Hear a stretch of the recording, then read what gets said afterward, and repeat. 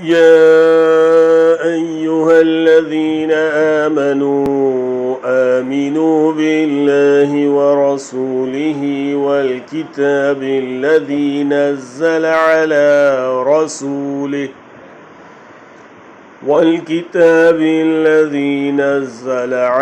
رسوله والكتاب الذي أنزل من قبل ومن يكفر بالله وملائكته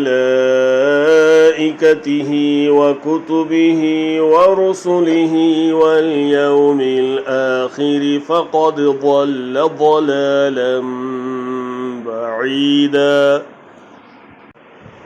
ऐ लोगो जो ईमान लाए हो, ईमान लाओ अल्लाह पर और उसके रसूल पर,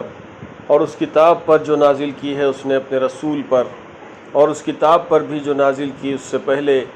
और जिसने इनकार किया अल्लाह का और उसके फ़रिश्तों का